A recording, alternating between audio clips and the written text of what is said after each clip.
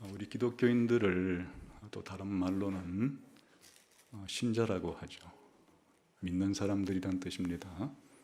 믿음을 가진 사람들이란 말이죠. 다른 어떤 종교를 믿는 사람들도 신자라 부를 수 있지만 우리가 신자라 할 때는 특별히 기독교 신자를 지칭할 때도 많이 있습니다. 그리고 우리 스스로가 우리를 부를 때 기독교인 이런 말도 쓰기도 하지만 그냥 신자라 그러고 또 우리 기독교인이 아닌 사람들을 통칭해서 불신자라 이렇게 부르기도 합니다. 그러니까 우리 기독교인과 기독교인이 아닌 사람들을 가르는 가장 중요한 기준이 믿음이 있느냐 없느냐 하는 것이라는 것을 알 수 있습니다. 이렇게 중요한 믿음인데 막상 그러면 당신이 가지고 있는 믿음이 뭐냐? 당신이 가진 믿음을 한번 정의해보라 이렇게 말하면 우리는 난감해집니다. 우리가 믿는 순간부터 죽을 때까지 믿음을 가지고 있겠지만 정작 내가 가지고 있는 믿음의 본질이 뭔지를 한마디로 그렇게 이야기하기는 쉽지 않기 때문에 그렇습니다. 그런데 성경 전체에서 믿음을 정의한 그런 내용이 바로 히브리 11장에 있고 그 중에서도 오늘 1절이 바로 믿음에 대한 일종의 정의라고 할 수 있습니다. 그러나 이제 원래 뭔가를 정의를 내릴 때는 본질적인 것을 말하기 위해서는 모든 걸 사실은 다 포함하고 있어야 되지만 오늘 이 히브리서의 11장 1절에 나오는 믿음의 정의는 믿음이 가지고 있는 모든 것들을 하나도 빠뜨리지 않고 다 담아서 표현한 정의라기보다는 이 히브리서를 받는 독자들이 처해 있는 그런 형편과 처지에 맞게끔 믿음의 특징을 설명하는, 정의하는 그러한 내용이라고 생각하시면 되겠습니다. 그 사실은 이제 히브리서 중에서도 가장 유명한 장이에요. 한 장 전체가 굉장히 긴데 전부 믿음으로 산 사람들의 이야기가 나오고 또 66권 성경 전체에서도 이렇게 믿음을 집중적으로 다룬 장은 없으니까 성경 전체에서 믿음이 무엇인가를 이해하는 데 가장 도움이 되는 중요한 그런 장이라고 할 수 있겠습니다. 근데 이제 히브리서 11장을 이해하려면 히브리서 11장이 말하는 믿음이 무엇인지를 잘 이해하려면 그 문맥을 잘 알아야 합니다. 항상 성경을 해석할 때 우리가 해석하고자 하는 그 본문의 좌우를 살펴야, 문맥을 잘 살펴야 그 내용을 알 수 있기 때문에 그렇죠. 그러면 히브리서 11장의 이 믿음이 왜 이런 믿음을 이야기하게 되었는가 하는 것은 바로 그 직전에 있는 10장 끝부분에 나와 있으니까 이 부분을 한번 보고 오늘 11장을 보도록 하겠습니다. 자, 다 같이 한번 10장 32절부터 39절까지 한번 읽어보겠습니다. 시작. 전날에 너희가 빛을 받은 후에 고난의 큰 싸움을 견디어낸 것을 생각하라. 혹은 비방과 환난으로서 사람에게 구경거리가 되고 혹은 이런 형편에 있는 자들과 사귀는 자가 되었으니 너희가 갇힌 자를 동정하고 너희 소유를 빼앗기는 것도 기쁘게 당한 것은 더 낫고 영구한 소유가 있는 줄 압니다. 지금 뭘 말하고 있습니까? 이 히브리서라고 하는 편지를 받는 우리 기독교인들이 신앙생활을 처음 시작할 때부터 지금까지 많은 고난을 견뎠다는 겁니다. 혹은 비방과 환난으로서 사람들에게 구경거리가 된다고 말할 정도로 거대한 어려움을 겪었다는 것입니다. 그런데 이렇게 힘들고 어렵고 고난과 비방과 박해를 받으면서 살아갈 때 이것을 이겨낼 수 있는 힘은 어디서 오는 것인가? 그 다음에 설명이에요. 35절 시작. 그러므로 너희 담대함을 버리지 말라. 이것이 큰 상을 얻게 하느니라. 너희가에게 인내가 필요함은 너희가 하나님의 뜻을 행한 후에 약속하신 것을 받기 위함이라. 자, 이렇게 고난과 비방과 환난 가운데 신앙생활을 하기 위해서 필요한 것은 담대함이죠. 주눅들면 안 되는 거죠. 또 인내가 필요합니다. 그래서 이제 이 히브리서를 쓰게 된 동기 중에 하나가 히브리서를 받게 된 이 교인들 가운데 신앙생활을 잘하다가 갑자기 중간에 포기하려고 하는, 옛날 믿었던 유대교로 돌아가려고 하는 이런 일단의 사람들이 있었던 것이 감당하기 힘들었던 거죠. 그래서 이제 이 히브리서 저자는 격려하는 겁니다. 담대함을 가지고 인내함이 있어야 된다. 이런 담대함과 인내가 있어야만 이런 고난과 어려움과 박해를 통과해 나갈 수가 있다. 그렇게 말하는 거예요. 그런데 이제 이 말이 무슨 말인지를 설명하기 위해서 구약 성경으로부터 인용을 해옵니다. 특별히 하박국 선지자로부터 인용을 해옵니다. 우리 한번 37절, 38절 봅시다. 시작. 잠시 잠깐 후면 오실 이가 오시리니 지체하지 아니하시리라. 나의 의인은 믿음으로 말미암아 살리라. 또한 뒤로 물러가면 내 마음이 그를 기뻐하지 아니하리라 하셨느니라. 그러니까 담대함을 가지고 뒤로 물러서지 않고 조금 있으면 오실 분을 기다리는 인내함이 바로 구약 성경에서도 이렇게 하박국 선지자를 통해서 말해진 바 됐는데, 핵심은 이렇게 살아간다는 말이 무슨 말이냐? 인내를 가지고 담대함을 가지고 살아간다는 말은 한마디로 말하면 믿음으로 산다는 말이에요. 그러니까 의인들은 믿음으로 산다. 그래서 이 믿음으로 사는 게 의인의 특징이에요. 의인들의 특징은 믿음으로 사는 것이, 이때 믿음은 구원을 받게 해주는 믿음이에요. 39절 봅시다. 시작. 우리는 뒤로 물러가 멸망할 자가 아니요 오직 영혼을 구원함에 이르는 믿음을 가진 자니라. 그러니까 지금까지 히브리서 10장 끝부분에 뭘 설명했어요? 우리 신자들이 이 세상을 살아갈 때 어려움을 이겨내고 고난을 이겨내고 박해를 이겨내고 하기 위해서는 담대함과 인내가 필요한데, 그것은 바로 믿음으로 살아간다는 말이다. 이런 믿음이 무슨 믿음이냐? 우리에게 구원을 주는 믿음이다. 이렇게 끝냈잖아요. 그러니까 이제 그 다음에는 무엇을 설명할 필요가 있는가 하니까 믿음으로 산다는 말이 뭔지를 설명할 필요가 있는 거예요. 다시 말하면 구원을 얻게 해주는 믿음이 무엇인지를 설명할 필요가 있는 거죠. 좀 더 자세하게 설명을 하는 것이 바로 11장이에요.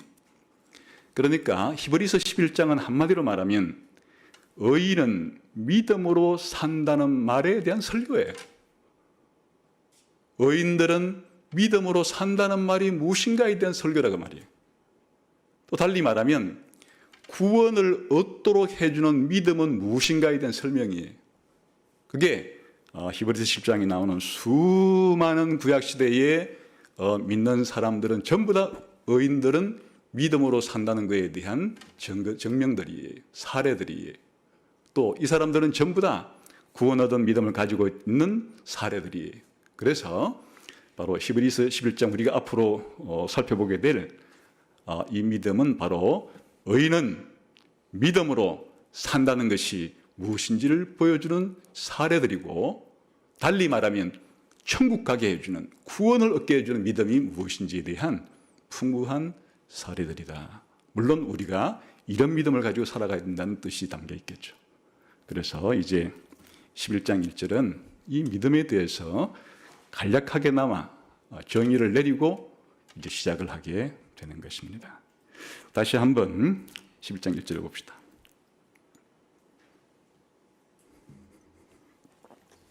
시작.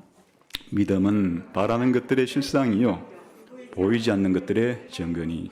여기에는 무엇을 믿는가 하는 믿음의 대상이 나와 있고, 그 대상에 대해서 어떤 행동을 하는가 하는 믿음의 대상과 믿음의 행동이 지금 표현되어 있는 것이에요. 달리 말하면 우리가 어떤 동작을 할 때 타동사에 해당되는 것들은 반드시 동작을 행하는 행동이 있고 그 행동의 대상이 되는 게 있어요. 먹는다 하는 이 행동을 하려고 그러면 무엇을 먹는가 하는 먹는 것의 대상이 있죠. 사과를 먹는다, 배를 먹는다, 이렇게 대상이 있는 것이에요. 본다 하는 것도 무엇을 보는가? 산을 본다, 하늘을 본다, 바다를 본다, 사람을 본다. 대상이 있는 것이에요. 믿는다, 소망한다 하는 것도 전부 다 대상이 있는 것들이, 그 대상이 있고 그 대상에 대해서 어떤 행동을 하는가 하는 것이 각 타동사들만이 가지고 있는 특색이 되겠어요. 그러니까 믿음이라는 것이 무엇인지를 알기 위해서는 믿음이 무엇을 믿는가에 대한 믿음의 대상이 있는 거고, 그리고 믿음의 대상에 대해서 어떤 행동을 하는가 하는 것이 믿음의 특징이 되겠어요. 그래서 여기에 11장 1절에 믿음에 대해서 두 개의 정의를 내리고 있는데, 첫 번째는 믿음은 바라는 것들의 실상이다, 이렇게 정의를 내렸을 때 바라는 것이라는 게 믿음의 대상이에요. 믿음은 바라는 것을 믿는 것이에요. 그런데 바라는 것에 대해서 지금 어떻게 믿느냐라고 말할 때 바로 실상이다, 그렇게 말하는 거예요. 그래서 믿음은 바라는 것이라고 하는 대상에 대해서 실상으로서 믿는다, 그런 말이에요. 그 다음에 두 번째 정의는 믿음은 보이지 않는 것들의 증거다, 이렇게 말하고 있는데, 여기에 보이지 않는 것이 믿음의 대상이에요. 믿음은 뭘 믿는 거냐? 보이지 않는 것을 믿는 것이다. 근데 보이지 않는 것이라는 그 대상에 대해서 어떻게 하는 것이냐? 증거를 하는 것이다. 그러니까 여기에 두 개의 믿음의 정의가 서로 연관되어 있는데 거의 평행으로 거의 같은 내용을 다루고 있어요. 바라는 것이라는 말과 보이지 않는 것이라는 말이 대상으로서 함께 묶여 있고, 그 다음에 이런 것들에 대해서 믿음은 어떤 행동을 하느냐 하는 것 자체가 실상이라고 하는 행동, 증거라고 하는 이런 행동들을 하는 것이다, 이렇게 말하고 있죠. 그래서 오늘은 이 중에서 첫 번째, 믿음은 바라는 것들의 실상이다, 이 부분에 대해서 함께 살펴보겠습니다. 이 내용을 살펴보기 위해서 5가지 정도로 생각을 해보려고 합니다. 첫 번째는 실상이 뭔가 하는 거예요. 바라는 것이 뭔가를 알아야 되겠죠. 두 번째는 실상이 뭔가를 알아야 되겠죠. 세 번째는 바라는 것의 실상이란 뭔지를 알아야 되겠죠. 그 다음에 네 번째는 이렇게 바라는 것의 실상인 믿음이 우리 신앙생활에 왜 중요한가 하는 것을 살펴보려고 해요. 그럼 마지막으로 이런 믿음을 우리가 가지고 있는가 하는 것을 한번 적용해 보려고 합니다. 우선 첫 번째로 믿음의 대상은 여기서 바라는 것이다, 이렇게 되어 있습니다. 바란다는 말은 달리 말하면 소망, 그리고 또 희망, 이런 말이에요. 믿음의 대상 자체가 소망의 대상, 희망의 대상과 지금 같은 것이에요. 자, 그랬을 때 여기에 우리가 소망하는 것, 바라는 것, 희망하는 것은 좋은 거죠. 또 이것은 하나님에 의해서 약속된 것들이에요. 이것들은 미래에 있을 것들이에요. 그리고 이것들은 변함이 없는 기초 위에 서 있는 그런 것들이에요. 한마디로 바라는 것이란 하나님께서 신자들에게 약속한 모든 것을 포함하는 것이에요. 우리가 신자로서 무엇을 바라는가, 무엇을 희망하는가, 무엇을 소망하는가, 그것은 하나님이 우리 신자들에게 주시겠다고 약속한 모든 것들이 우리가 바라는 것의 대상이 되는 거예요. 우리 기독교인들은 희망을 하는데 자기 스스로 희망의 내용을 만들어내는 사람들이 아니에요. 하나님이 신자들에게 주시겠다고 약속한 것을 우리들은 바라는 거, 희망하고 소망하는 것이에요.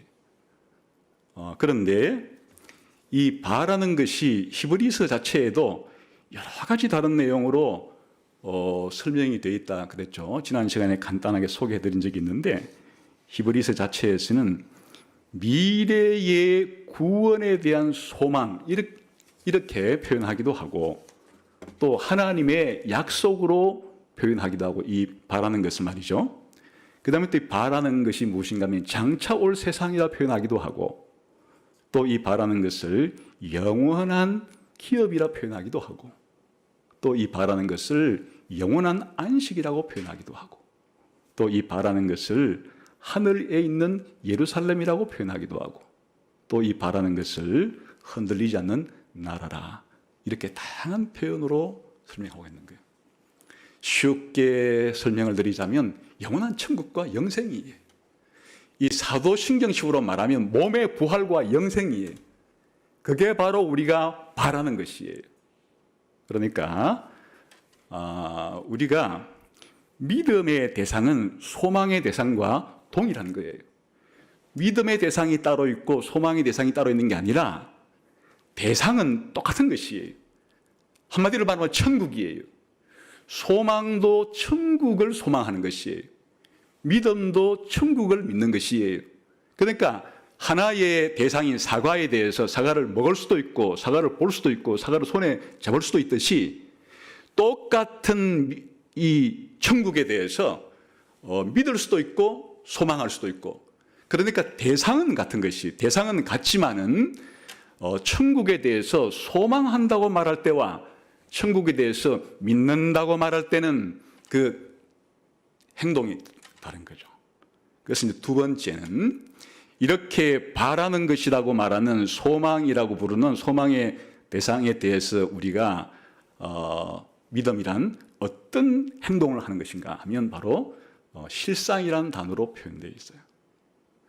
그런데 이제 이게 번역하기가 아주 까다로운 단어예요. 원래 이 단어는 휘포스타시스라고 하는 아주 좀 어려운 말이에요. 이게 이제 삼위일체를 공부할 때 본질은 하나이고 위격은 셋이다 할 때 그 본질은 하나랄 때 그 단어예요. 그런데 이 휘포스타시스라고 하는 단어가 그러니까 기본적으로 본체, 본질, 실체, 그런 말이죠. 이런 말인데 모름지기 모든 단어는 문맥 속에서 그 의미가 정확하게 결정이 되는 거예요. 그래서 이 신약 성경에 이 단어가 여기 실상으로 번역된 원래 원어인 휘포스타시스라는 말이 5번 등장을 해요.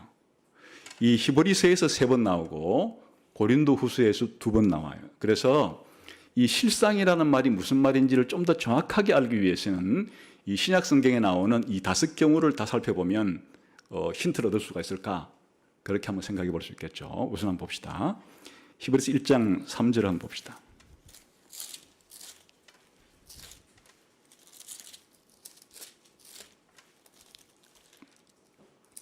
히브리서 1장 3절.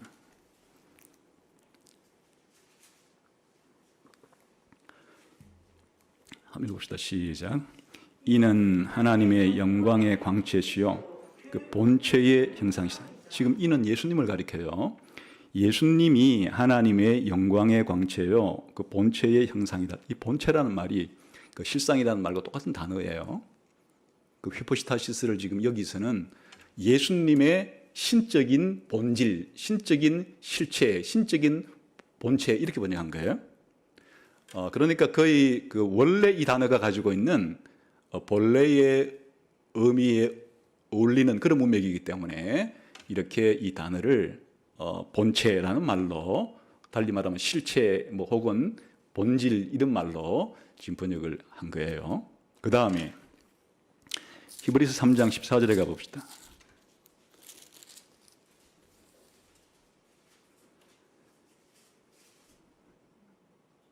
시작. 우리가 시작할 때에 확신한 것을 끝까지 견고히 잡고 있으면 그리스도와 함께 참여한 자가, 여기서 우리가 시작할 때 확신한 것을, 여기서는 문맥이 다르니까 본체 이렇게 번역을 하진 않고 확신이라고 하는, 확신은 우리의 마음속에서 일어나는 주관적인 거란 말이에요.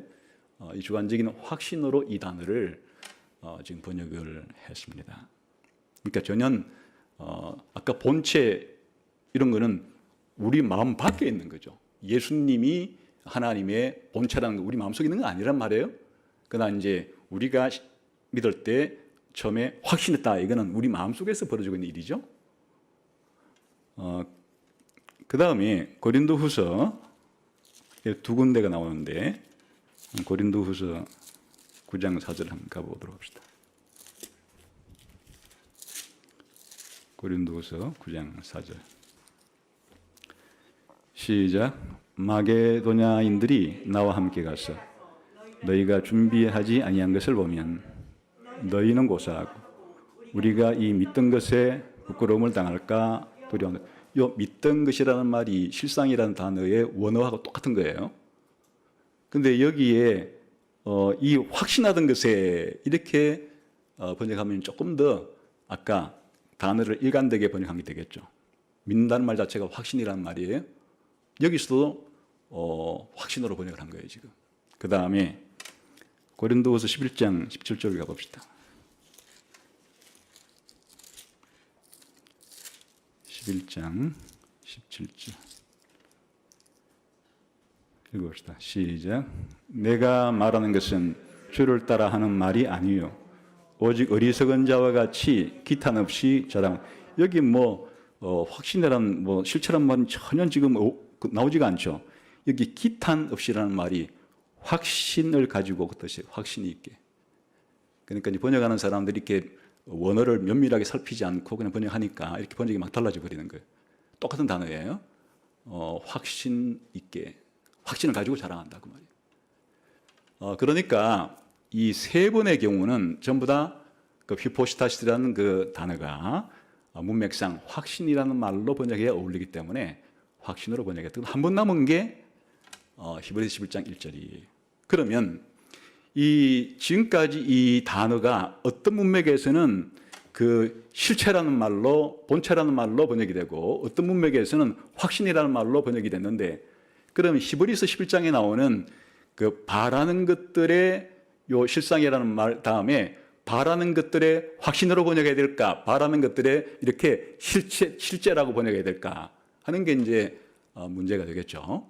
그래서 실제로 영어 성경 번역에서는 두 가지 번역을 다 나오는 어떤 번역 성경에서는 믿음은 바라는 것들의 확신이다 이렇게 번역하는 성경이 있고 또 어떤 성경에서는 믿음은 바라는 것들의 실체다 이렇게 실체란 말이나 실상이 같은 말이에요.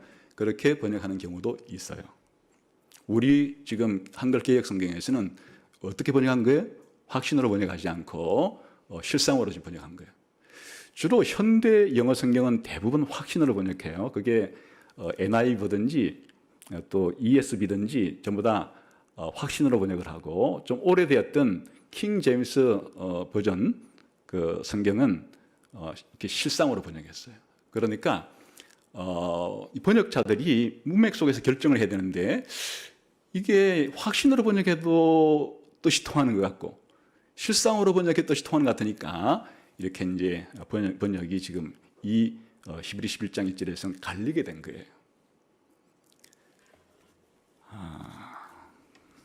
그래서 이 말이 이제 그 이해하기가 쉬운 말이 아니에요. 믿음은 바라는 것들의 실상이라 굉장히 멋있는 말 같잖아요. 근데 그러면 믿음을 바라는 것들의 실상은 뭐냐고 물어보면 할 말이 없어지는 거예요. 그리고 굉장히 이 해석이 복잡해져요. 그래서 지금까지 제가 주석을 많이 읽으면서도 이 말을 명쾌하게 설명한 주석을 찾아보기가 쉽지 않았어요. 또 주석가들마다 이제 이 해석이 다 달라요. 기본적으로는 네 가지의 큰 해석이 있어요. 이 말에 대해서. 첫 번째는 지금 확신으로 해석한 사람들도 있고, 두 번째는 이렇게 실체라고 번역한 사람도 있고, 이것 말고도 또 어떻게 번역하는가 하니까 원래 이 휘포스타시스라는 말의 어원의 뜻은 밑에 있다는 말이에요. 밑에 있으니까 기초란 말이죠. 그래서 기초라고 해석한 사람이 있어요. 그러면 뭐가 되는 거예요? 믿음은 바라는 것들의 기초다. 이렇게 해석이 되는 거예요. 그리고 또 어떤 사람들은 여기에서의 이 휘포스타시스는 보정, 담보 이런 뜻이다 해서 그러면 어떻게 해석이 되는 거예요? 믿음은 바라는 것들의 보정이다 이렇게 해석이 되는 거예요. 그래서 기본적으로 이 네 가지 해석이 있단 말이에요. 믿음은 바라는 것들의 확신이다 이렇게 해석하는 사람이 있고, 두 번째는 믿음은 바라는 것들의 기초다 이렇게 해석하는 사람이 있고, 세 번째는 믿음은 바라는 것들의 보정이다 이렇게 해석하는 사람이 있고, 네 번째는 믿음은 바라는 것들의 실체, 실상이다 이렇게 해석하는 사람들이 있어요. 뭐가 맞는 걸까요?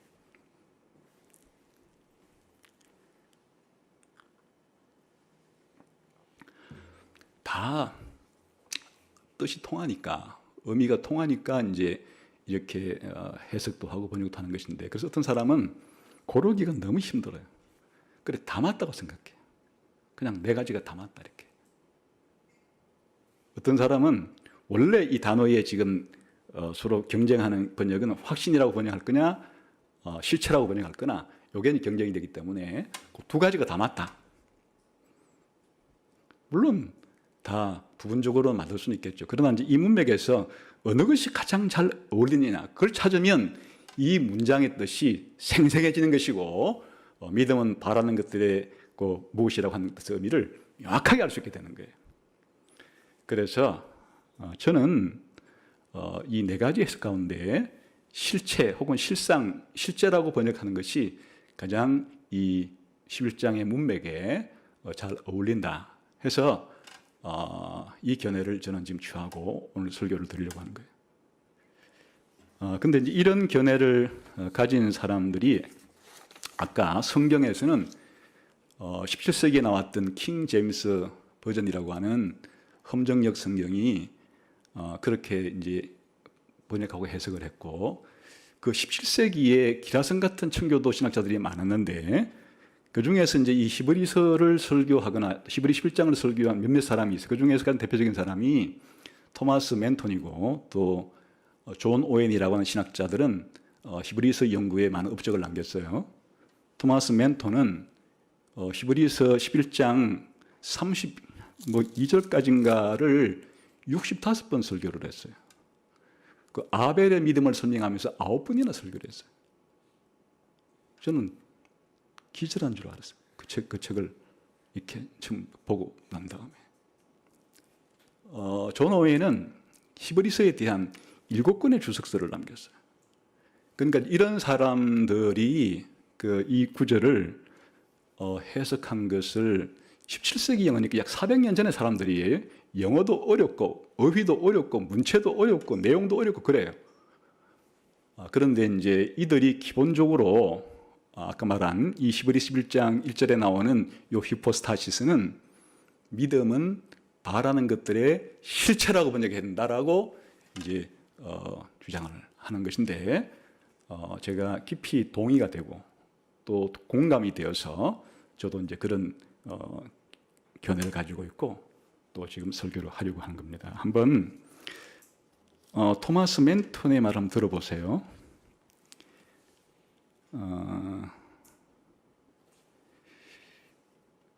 이런 확신 있는 기대라고 할 수 있는 믿음은 우리의 소망에 일종의 현재 혹은 실체를 준다. 미래에 올 것을 현재와 실체로 파악하게 해준다. 미래의 일들이 마치 현재 누리고 있는 것처럼 하게 해준다. 그러므로 실체로 번역한 것은 잘한 거다. 이렇게 해석을 해요.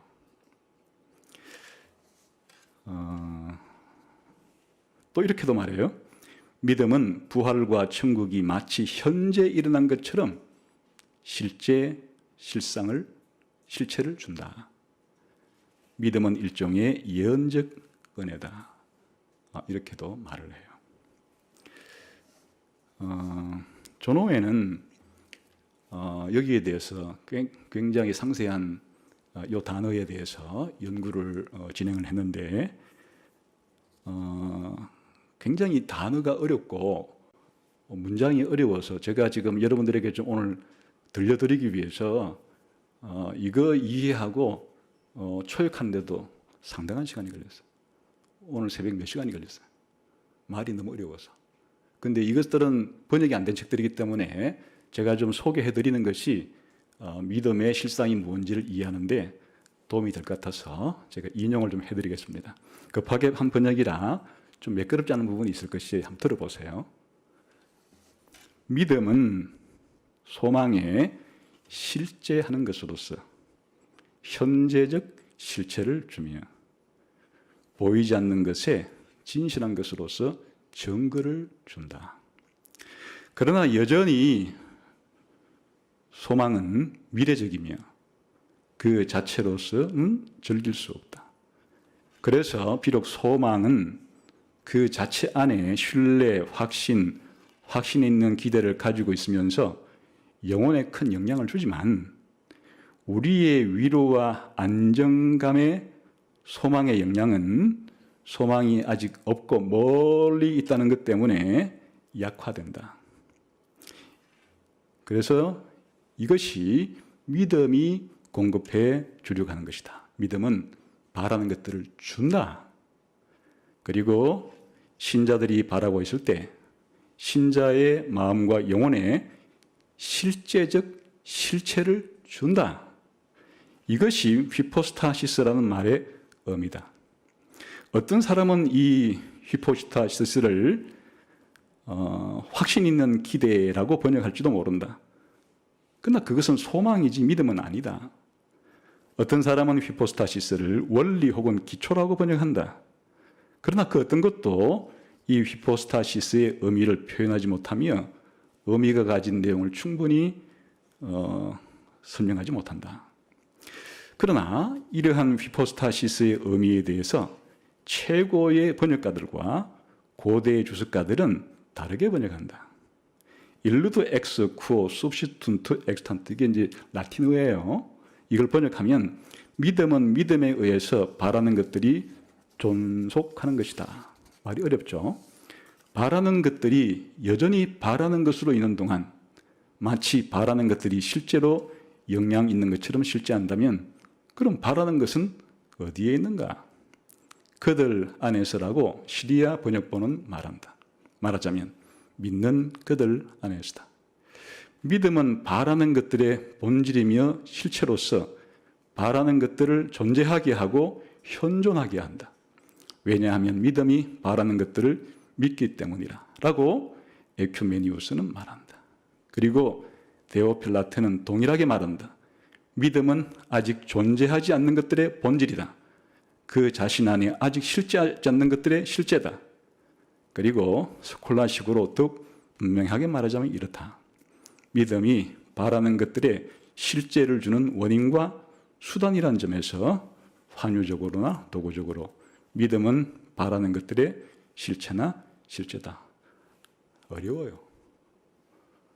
학자들이 중요한 연구를 하긴 했는데 뭔 말인지를 잘 모르겠어요. 그래 제가 이제 알기 쉽게 설명하면 저는 이렇게 설명할 수 있어요. 믿음은 바라는 것들을 현재의 실상화, 실제화, 실체화 시켜준다. 더 쉽게 말하면 믿음은 미래를 현재화하는 것이다. 이게 핵심 내용이에요. 믿음이 뭐냐? 소망하는 것들, 바라는 것들을 실제화시켜주고 실체화시켜주고 우리 번역본식으로 말하면 실상화시켜주는데 그 말의 의미는 바라는 것이 미래에 있는 거란 말은 미래에 바라는 것을 현재화시켜준다. 미래를 현재화시킨다. 멋있게 문장을 만들면 믿음은 미래를 현재화하는 것이다. 그런 뜻이에요. 그게 바로 실상이라는 말이에요. 지금 뜻이에요. 자, 그래서 여기에 기본적으로 믿음이 무엇이냐라고 말할 때 믿음과 소망이 다른 것은 소망은 그냥 미래에 있는 것들 미래의 것으로 그냥 바라볼 뿐이에요. 그런데 믿음은 미래에 있는 것들을 현재로 가져와요. 그래서 현재에 있도록 만들어주는 거예요. 현재화시킨다는 말이에요. 다시 말하면 이런 말이에요. 소망이 천국을 바라볼 때는 그냥 나중에 우리가 죽고 나면 천국에 가겠지라고 생각하는 게 소망이에요. 그러나 믿음은 천국을 믿는다는 말은 천국을 내가 지금 현재 천국에 들어와 있는 사람처럼 만들어주는 게 믿음이라 그런 말이에요. 다르죠? 그러니까? 소망은 우리가 미래에 갔을 때 일어날 실체와 실체를 그냥 여기서 바라보는 거예요. 그러나 믿음은 미래에 일어날 일을 현재에 가져다가 현금화시켜서 쓰는 거예요. 미래의 일이지만, 종말의 일이지만 현재에 이미 일어난 일인 것처럼 내가 그렇게 생각하고 누리면서 살아가는 게 믿음이란 말이에요. 그러니까 우리의 신앙생활에는 소망도 필요하고 믿음도 필요한 거지만은 실제로 우리에게 힘을 주는 것은 어느 쪽이 더 가까워요? 믿음인 거예요. 그래서 아까 전에 이 11장의 앞문맥에서 어떻게 된 거예요? 기독교 신자들이 고난을 당하고 박해와 비방을 당할 때 뒤로 물러서지도 않고 담대하게 인내하면서 살아갈 수 있도록 해주는 게 뭐란 말이에요? 바로 믿음이다. 그런 말이에요. 그래서 믿음을 그냥 확신이라고 말하면 그냥 동의반복이에요. 원래 믿는다는 말이나 확신하면 거기서 거기에요. 그냥 도토리 키재기예요. 그러니까 믿음을 그냥 확신이라고 표현하면 그냥 믿음은 믿는 것이다 하는 말과 똑같은 것이. 그러니까 이 믿는다고 하는 말, 확신한다고 하는 말에 그 아주 이 핵심적인 내용을 잃어버릴 수가 있는데 지금 히브리서 11장 1절은 그 믿음이라는 것은 확신은 물론 확신인데 단순한 확신이 아니고 미래를 현재에 가져와서 이미 일어난 것처럼 생생하게 만들어서 쓰는 것이 믿음이다. 그게 믿음이 가지고 있는 가장 중요한 핵심적이고 본질적인 특징이다. 그런 말이에요.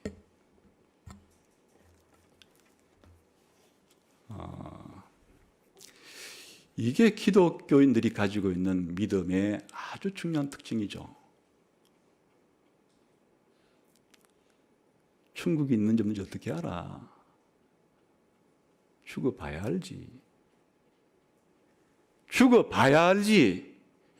죽기 전에 현재에서는 알 수 없는 거야. 이렇게 말하는 것은 천국에 대한 불신이라 그 말이에요.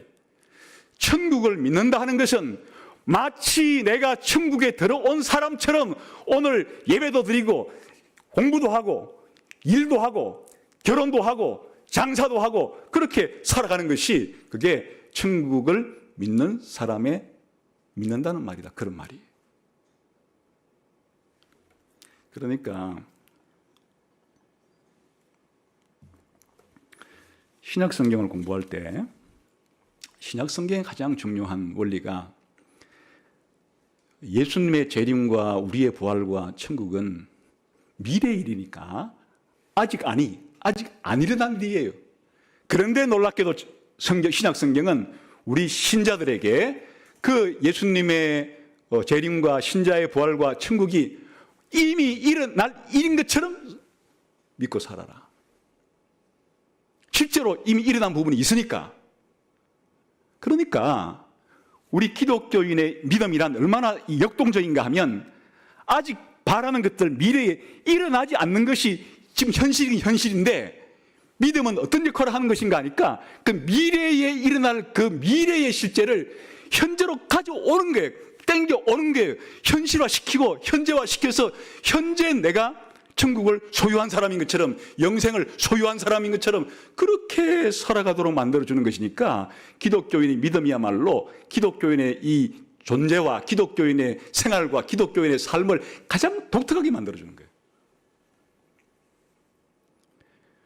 물론 비기독교인들도 이런 기독교인의 그 믿음을 모방하는 수가 있어요. 적극적 사고방식이라는 게 그런 거예요.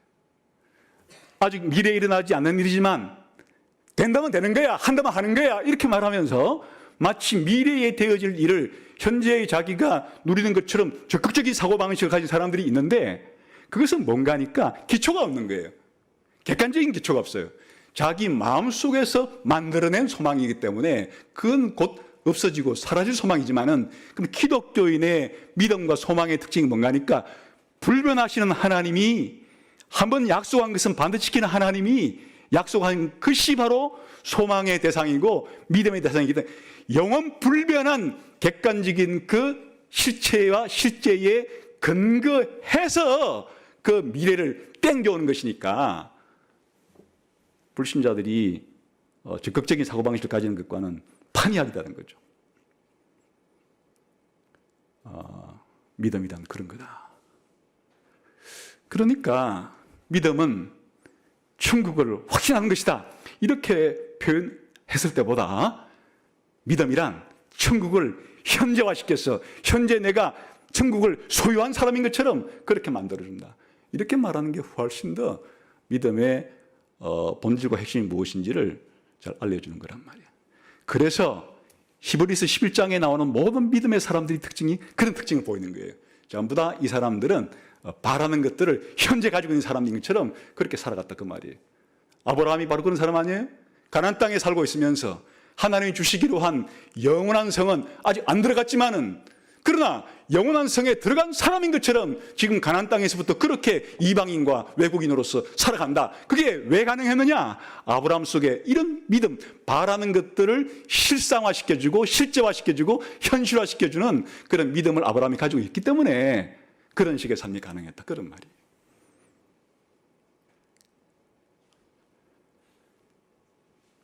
이것이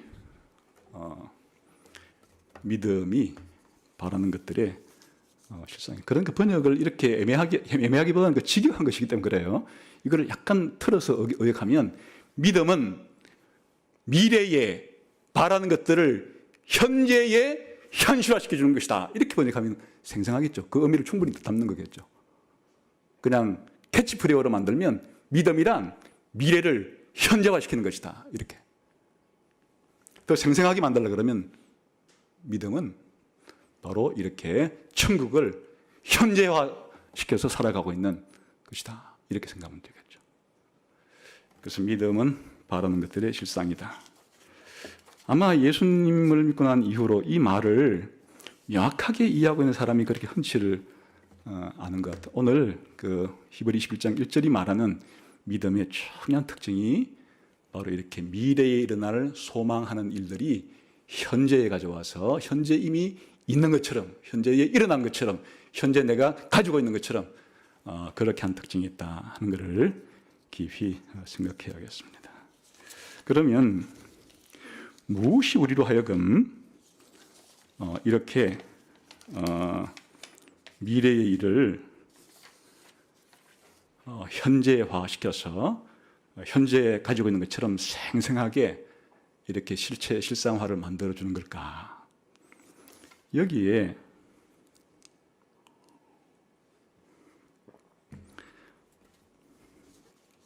토마스 멘토는 4가지의 방식을 설명했고 존 오웬은 5가지로 설명을 했는데 어떻게 설명하는가 한번 들어보세요. 토마스 멘토는 어떻게 이런 믿음이 미래의 것을 현재화시켜 주는가라고 말했을 때 소망에 의해, 첫 번째 소망에 의해서다. 두 번째 약속 안에서다. 세 번째 우리 머릿속 안에서다. 머릿속에서다. 네 번째가 첫 열매 안에서다. 이렇게 어떻게 미래의 것을 현재 일어난 것처럼 그렇게 실체화시키는가 4가지 방식에 의해서, 소망에 의해서, 약속 안에서, 또 뭐라 그랬어요? 우리의 마음속, 머릿속에서, 그리고 첫 열매 안에서 이렇게 설명했는데 존 오웬은 5가지로 설명했어요. 첫 번째가 믿음에 바라는 것들이 담겨있는 약속을 결합시킴으로써 그렇게 된다 이렇게 말했고, 두 번째는 믿음은 신자들에게 바라는 것들의 그 좋은 것을 맛보게 함으로써 그렇게 한다 이렇게 말했고, 세 번째는 믿음은 신자들에게 바라는 것들의 능력을 체험시켜 줌으로써 그렇게 한다 이렇게 말했고, 네 번째는 믿음은 첫 열매 안에서 그렇게 해준다 그렇게 말했고, 5번째는 믿음은 신자들의 마음에 이 바라는 것들의 아름다움과 영광을 보여줌으로써 그렇게 한다. 거의 비슷한 내용을 약간씩 다르게 설명했는데 제가 설명하자면 3가지로 설명할 수 있어요. 믿음은 아까 기본적으로 무엇과 관련되어 있어요? 소망과 관련되어 있고, 또 소망은 무엇과 관계되어 있어요? 하나님의 약속과 관계된 거기 때문에 다시 말하면 그 믿음은 하나님의 그 약속과 관계가 있어서 우리가 미래의 것을 가져다 쓸 수 있게 하려고 그러면 바로 그 하나님의 약속, 다른 말로 말하면 소망을 믿음에다가 딱 붙여야 되는 거예요.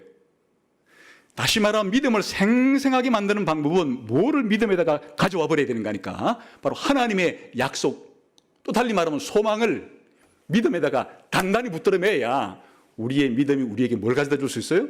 바로 하나님이 약속하신 것, 달리 말하면 그 소망을 우리에게 현재로 가져다 줄 수 있는 것이에요.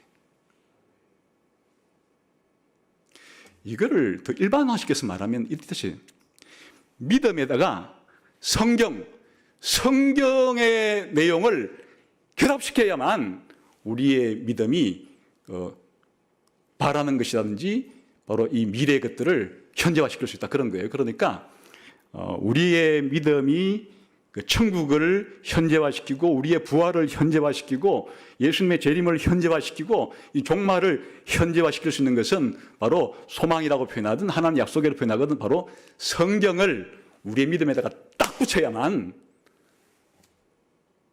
그런 일이 일어날 수가 있다. 그러니까 바로 우리의 그 믿음이란 것은 결국은 하나님 말씀, 하나님의 약속을 단단히 부여잡아야 믿음이 그런 역할을 해준다, 그런 말이에요.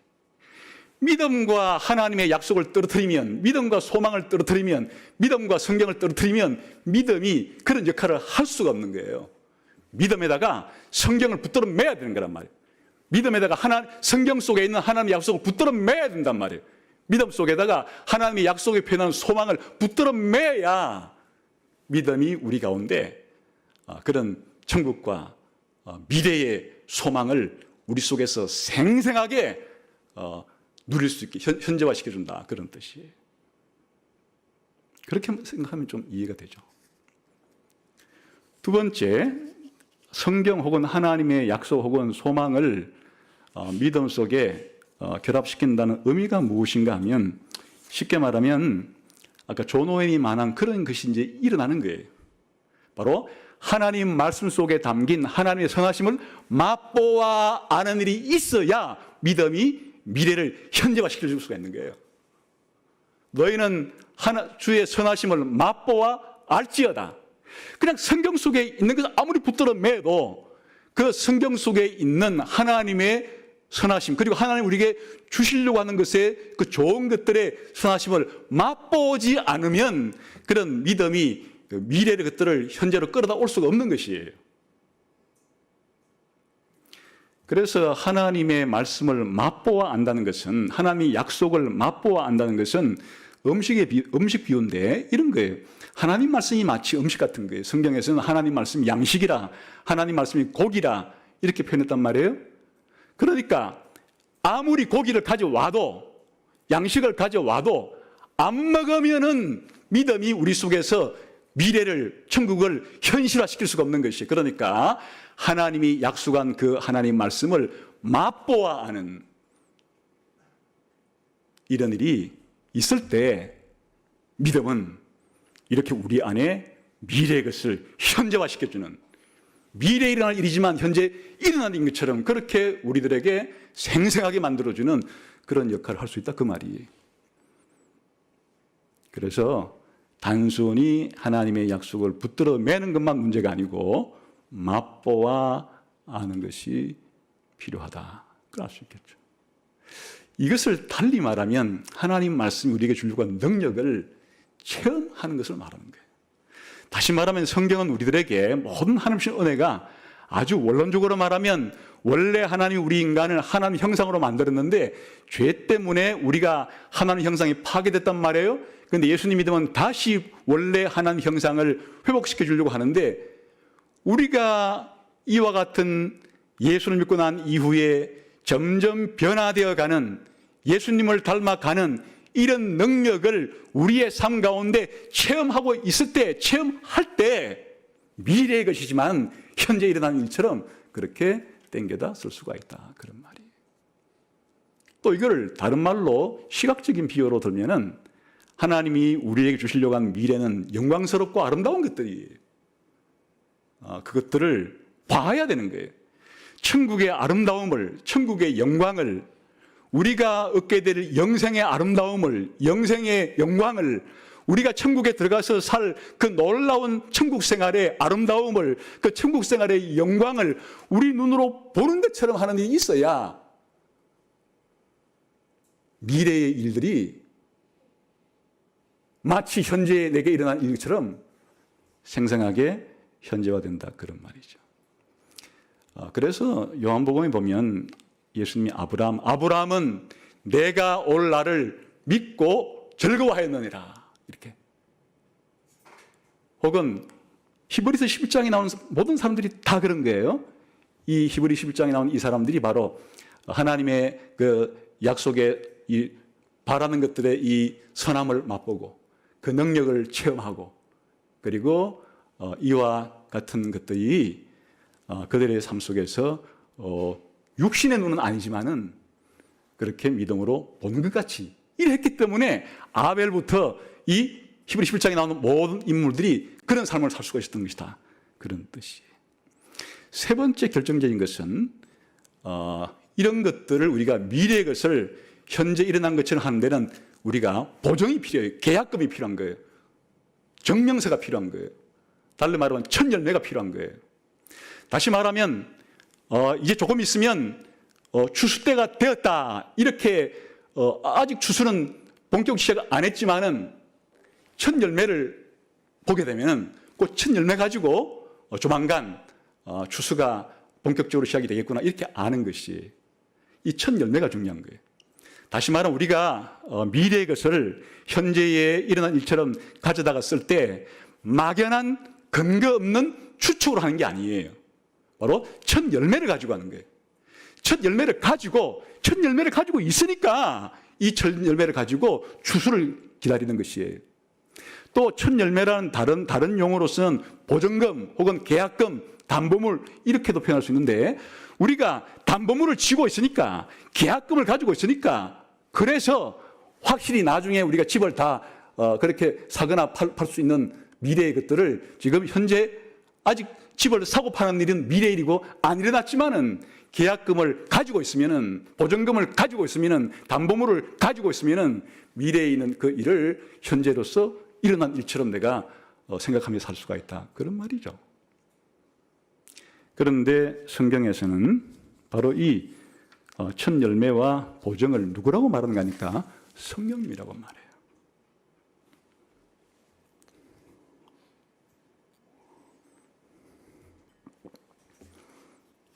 로마서 8장 23절에는 그것뿐 아니라 또한 우리 곧 성령의 처음 익은 열매를 받은 우리까지도 속으로 탄식하며 양자될 것, 곧 우리 몸의 속량을 기다리느니라. 우리 몸의 속량은 예수님 재림할 때 부활을 가리키는 거예요. 그건 미래에 일이니까 소망이죠. 그런데 못 가지고 미래에 일어날 나의 부활을 소망으로 기다릴 수가 있는가 하니까 첫 열매를 주신 성령님이 우리 안에 계시기 때문에 그 성령님 때문에 미래에 일어날 부활에 대해서 소망하면서 기다릴 수가 있다, 그런 뜻이에요. 성령님이 해주는 일, 하나님 말씀을 맛보아 알게 하는 일, 하나님 말씀을 능력을 체험하게 하는 일, 이 모든 일들을 바로 우리의 첫 열매로 오신 성령님이 해주는 일이다, 그런 말. 성경은 첫 열매라고도 표현하지만 성령님을 우리가 미래에 받을 영광에 대한 보증, 담보, 이렇게 표현하기도 하는 거예요. 고린도후서 1장 22절에 그가 또한 우리에게 인치시고 보증으로 우리 마음에 성령을 주셨느니라. 하나님이 우리에게 성령님을 주신 것은 천국에 대한 담보물로, 천국에 대한 보증금으로 우리에게 성령님을 주셨다, 그런 말이에요. 그런데 이 성령님은 믿음으로만 받을 수 있을 뿐 믿음이 없는 자들은 받지를 못하는 거예요. 요한복음 10장 17절에 그는 진리의 영이다, 성령님은 진리의 영이다. 세상은 능히 그를 받지 못하나니 이는 그를 보지도 못하고 알지도 못합니다. 그러나 너희는 그를 안 하니 그는 너희와 함께 거하시며 또 너희 속에 계시겠습니다. 왜 불신자들은 미래에 있을 영원한 그 천국에 대해서, 부활에 대해서 전혀 그것이 그냥 거짓말 같고, 죽어봐야 혹시라도 있는지 없는지 알 것 같은데 뭐 안 가봐도 대충은 뭐 없지 않겠어? 이런 막연한 이런 생각 가지는 이유가 뭐가 없기 때문인가 하면 바로 이 천국에 대해서 하나도 뭔가 가지고 있는 것이 없기 때문에 그런 거예요. 다시 말하면 믿음으로 성령님을 받지를 못했기 때문에 그런 바라는 것들의 이 현재처럼 느껴지지가 않는 것이에요. 그러나 신자들은 바로 성령님을 믿음으로 이 성령님을 받았기 때문에 이 성령님에 의해서 그런 바라는 것들이 현재화될 수 있고, 바라는 것들이 실체화될 수 있고, 바라는 것들이 이미 내가 현재 가지고 있는 것처럼 그렇게 만들 수 있게 된다, 그런 말이죠.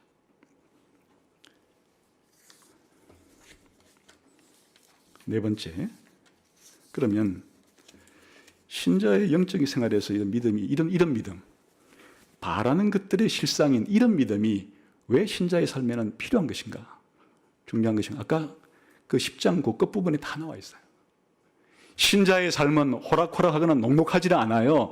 우리가 예수 믿는다 그럴 때 모든 주변 사람들이 전부 다 박수를 쳐주고 갈채를 보내주고 환호하고 칭찬해주고 좋은 것 다 갖다 주지 않아요. 오히려 이 우리 주변에 있는 불신자들은 성령님을 받지 못했고 첫 열매를 가지고 있지 않기 때문에, 천국에 대한 바라는 것들의 실상을 가지고 있지 않기 때문에 전부 다 우리들을 조롱하고 심지어 박해까지 하는 이러한 현실 속에 우리가 살아가고 있을 때, 전부 주변 사람들은 이런 천국에 대해서 믿지 않고 온통 이 현재 이 세상에 있는 것만을 잡으려고 하는 이런 세상의 한가운데서 우리가 이들 틈바구니에 썩게 살면서 저 천국에 대한 소망을 가지고 온갖 종류의 어려움을 이겨낼 수 있고 돌파해낼 수 있고 어려움 가운데 인내할 수 있게 해주기 때문이에요.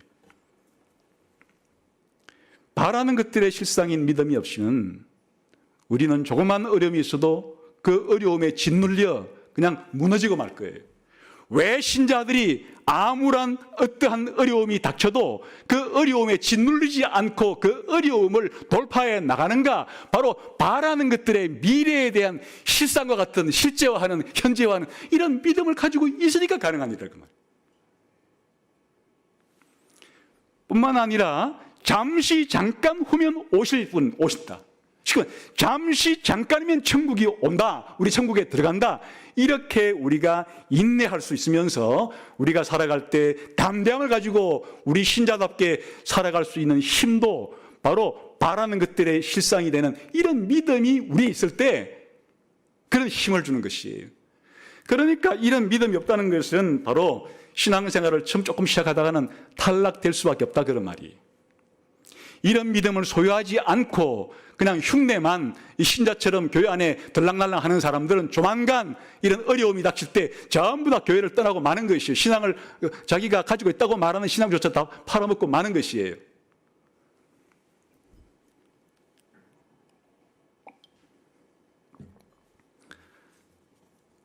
사도 바울이 디모데후서 4장 10절에서 대만은 이 세상을 사랑하여 나를 버리고 데살로니가로 갔고 그레스게는 갈라디아로 떠났다, 이렇게 말할 때 같이 사도 바울과 함께 동역하다가 사도 바울과 함께 신앙생활 하다가 세상으로 왜 떠나가게 됐는가? 이런 믿음이 없으면 결국 그렇게 되는 것이에요. 이런 믿음이 없는 자들은 어떻게 하나 보세요. 히브리 11장 16절에 보면 음행하는 자와 혹 한 그릇 음식을 위하여 장자의 명분을 판 에사와 같이 망령된 자가 없도록 자신을 살피라. 저 엄청나고 영광스러운 천국이 있음에도 불구하고 당장 눈앞에 몇만 원, 몇십만 원, 몇천 원 때문에 이런 영원한 천국에 대한 것들을 다 송두리째 내버리는 이런 망령된 사람이 세상에는 수두룩하지만은 예수 믿는다고 교회 안에 들어와 있는 사람들에게는 그런 일 안 일어나도록 조심해라. 이런 바라는 것들의 실상의 믿음이 없으면 그렇게 되는 거예요. 그러니 이런 믿음이 얼마나 중요한 거예요, 우리 신앙생활에. 이런 믿음이 있을 때 아까 설명드린 것처럼 고난 속에 인내할 힘을 주고, 이런 믿음이 있을 때 세상 살아갈 때 거룩하게 신자처럼 살아갈 수 있게 만들어주고, 현재에 내가 원하는 만큼 가지고 있지 않아도 부족해도 이런 믿음이 있을 때 만족스럽게 생각하면서 감사하면서 살아갈 수 있는 힘을 주는 거예요. 항상 기뻐하고 범사에 감사할 수 있는 힘을 주는 거예요. 세상 사람들의 눈에 보기에도, 내 스스로 보기에도 나는 부족한 게 너무 많아, 나는 지금 어려운 가운데 있어, 이렇다 할지라도 왜 감사를 주고 기쁨을 주느냐, 이런 믿음이 있으면 그런 일이 일어난다 그 말이에요. 그러니 우리 신앙생활의 비결은, 열쇠는 이런 바라는 것들의 실상, 바라는 것들을 현재화시켜주는 이런 믿음이 우리 신앙생활의 열쇠가 된다고 해도 과언이 아니란 말이죠.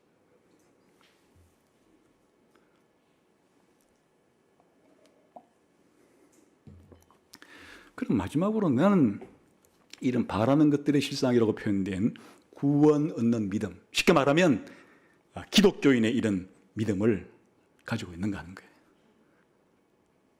조사해 볼 필요가 있죠. 나는 신자라고 말하지만 혹시 껍데기만, 무늬만 가지고 있는 신자는 혹시 아닌가? 아니, 내게는 이런 믿음이 있어. 이렇게 자신을 점검하는 것이야말로 무엇보다 중요한 일이겠죠. 그럼 어떻게 자기 자신을 검사해 볼 수 있을까? 내가 믿는다고 하는 믿음이 내 소망에 불을 붙여주는지를 보면 되는 거예요. 내가 믿는 믿음 때문에 나에게 이런 천국에 대한 소망, 부활에 대한 소망, 미래의 영광스러운 일에 대한 소망이 생겨나는가 하는 거예요. 이런 소망이 점점 더 증가하는가 하는 거예요. 내가 믿음이 있다고 말하는데 미래에 대한 관심이 없어요? 그냥 나는 신자라고 온통 내 관심은 현재밖에 없어요? 그러면 이런 바라는 것들을 현재 실체화시켜주는 그런 믿음은 없다고 봐야 되는 거 아니겠어요? 근데 우리가 살아가면서 이 세상에 있는 것들만이 아니고 미래에 일어날 소망이 내 속에 점점 커지고 있다. 내가 믿음의 사람이라는 증거는 내가 소망의 사람이기도 하다는 증거예요. 나의 소망이 점점 커가야 되는 거예요. 내가 예수님 처음 믿을 때보다는 나의 소망이 더 커가야 되는 거예요. 내가 처음 예수 믿을 때는 천국이 있는 줄 알고 믿었다가 예수 믿고 난 다음에 천국은 어디겠어? 천국과는 아무 상관없이 그냥 현재 있는 일만 온통 관심을 가지고 이렇게 살아가고 있다면 이런 바라는 것들을 실체화시켜주는 이런 믿음은 없다고 봐야 되는 거 아니겠어요? 내가 가지고 있다고 하는 믿음이 나로 하여금 이 소망을 점점 더 불러일으켜주고 있는가 하는 것을 검사의 기준으로 살펴볼 필요가 있겠습니다. 두 번째,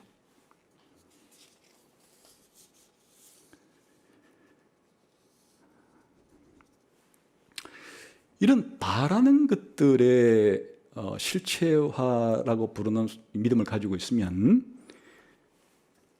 현재의 그 이익이라도 내 신앙생활에 도움이 안 되는 것이면 과감히 포기할 수도 있는 그런 일들이 일어나야 되는 거예요. 이게 이제 앞으로 공부해 보겠지만은 모세의 경우가 여기에 가장 적합한 경우란 말이에요. 모세는 왕자로 살아가고 있는데 하나님 백성들은 핍박받는 백성이에요. 그런데 모세는 저 앞에 놓인 영원한 천국에 대한 미래에 대한 소망을 가지고 현재의 왕자로서 가지고 있던 그 권력과 지위와 명예를 다 버리고 하나님 백성과 함께 고난 가운데 처할 수가 있는, 예수님을 믿는 목적 자체가 세상 사람들과 경쟁해가지고 이 세상의 이익과 유익을 더 많이 얻고 확보하는데 안절부절하면서 안달이 나 있는 거라면, 그리고 우리가 이 신앙생활을 할 때 현재의 그런 물질적인 그런 이익을 포기할 마음이 없다면, 그러면 바라는 것들, 천국에 대한 소망이라고 부르는 것들을 현재와 이런 믿음하고는 관계없는 거 아니에요? 근데 우리가 살아갈 때 헌금도 마찬가지 아니에요? 사람들은 돈 100원짜리, 1000원짜리 하나 바들바들 떨죠? 그런데 한 달 수입의 11조를 하나님께 드린다니, 전부 다 그들의 손 떨려서 그냥 어떻게 해야 될 줄 모르는 것이에요. 그런데 기독교인들은 내가 하나님의 사람으로 하나님께 받은 은혜에 감사해서 나의 모든 게 하나님의 것이라는 것을 가지고 한 달에 수입이 얼마나 되든지 하나님께 과감하게 내 수입의 11조를 바칠 수 있는 것 자체가 세상 사람들이 볼 때 놀랄 놀자예요. 오늘 주일날 같은 일주일의 하루를 떼서 하나님께 예배드리러 가는 이런 시간을 과감히 하나님께 드린다는 것은 세상 사람들을 볼 때 어리석기 짝이 없는 거. 이렇게 좋은 시간에 뭐 집안에 앉아서 TV를 보든지 바깥에 나가서 산책을 하든지 이렇게 좋은 시간을 보내야지 왜 그냥 주일날만 되면은 사람들이 이 금은 성경 찬을 끼고는 교회 안에 들어가가지고 몇 시간 동안 있다가 이렇게 나오는가?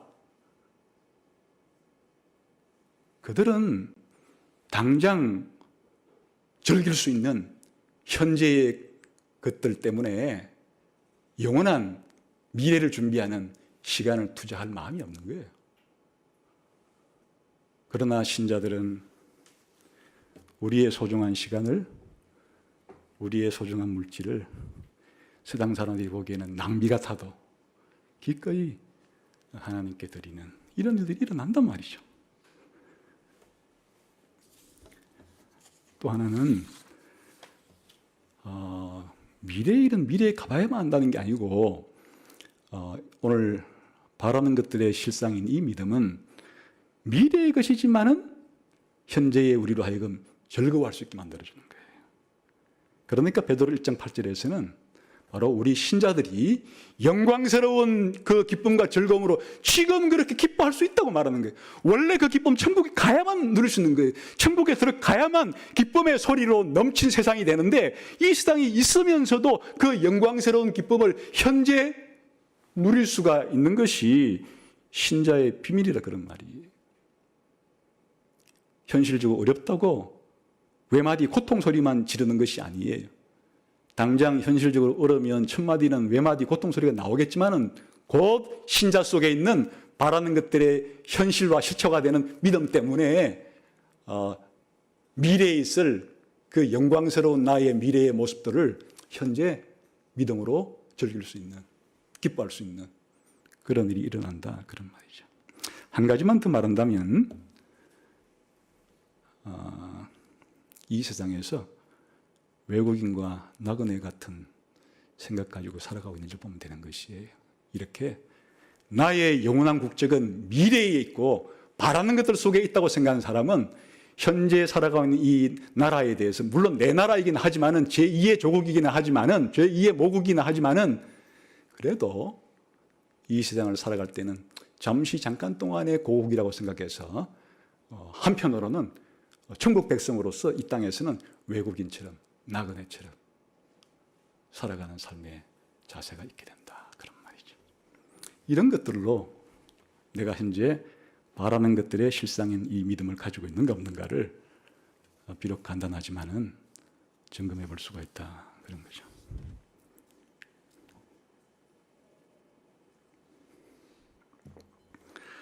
아더 핑크는 아까 말씀드린 그런 청교도의 히브리서 연구서를 바탕으로 아주 한 700~800지 되는 페이지를 3권으로 된 히브리서 그 연구서를 쓴 적이 있는데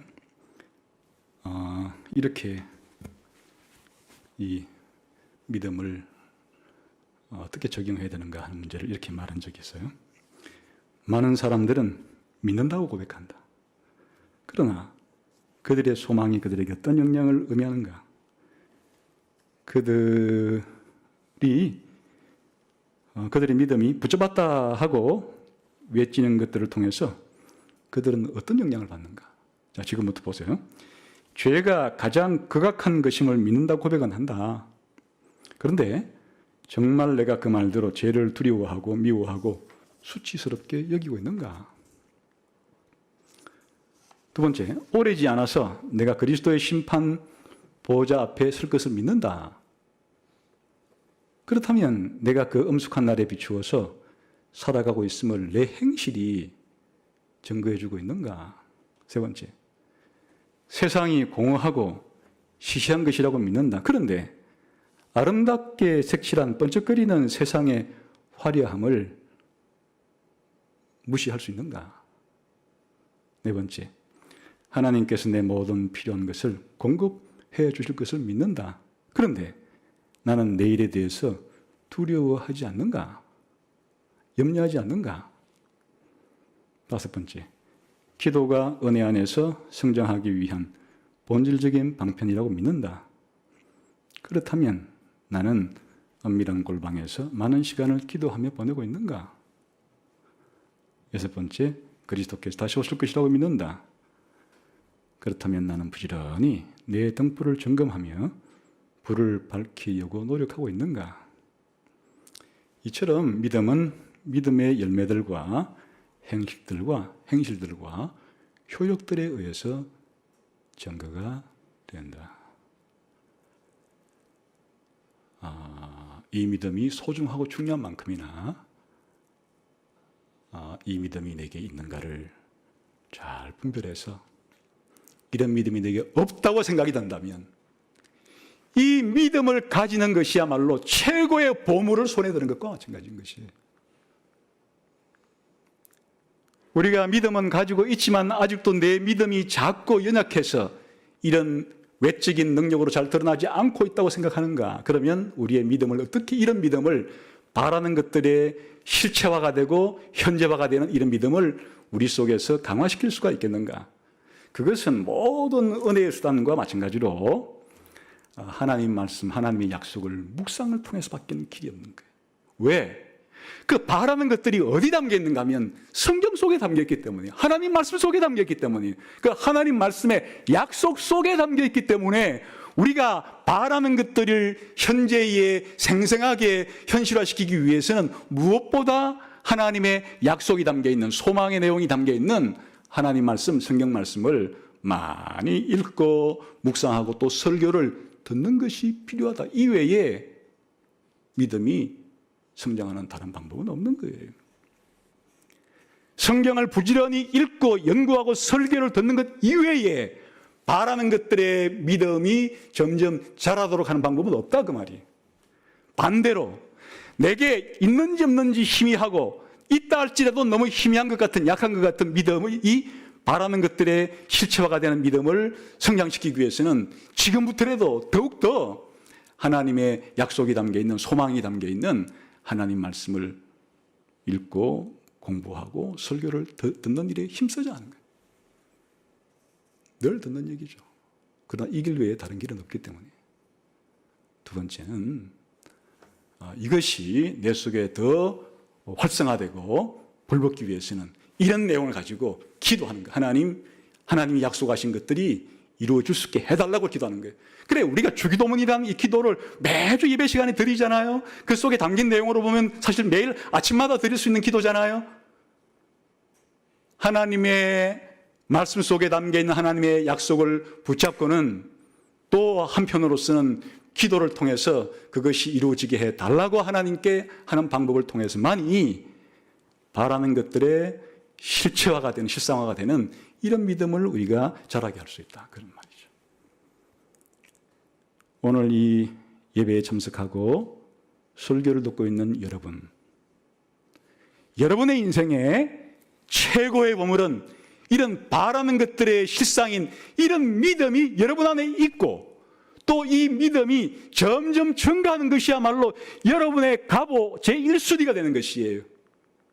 그러므로 내가 예수님을 믿고 교회에 나와서 신자라는 이름을 가지고 있다 할지라도 내 안에 이런 바라는 것들의 실상인 믿음이 생동화되어 있지, 생생화되어 있지 않다면 나는 정말 심각한 문제가 있는 줄로 알고 이 믿음을 하나님이 내게 주시기를, 강화시켜 주시기를 위해서 여러분이 하나님께 나아가야 되는 거예요. 앞으로 천국에 들어가는 날까지 여러분에게 제일 필요한 여러분의 신앙생활의 무기는 바라는 것들의 실상인 이 믿음으로 여러분이 완전 보장하는 것이에요.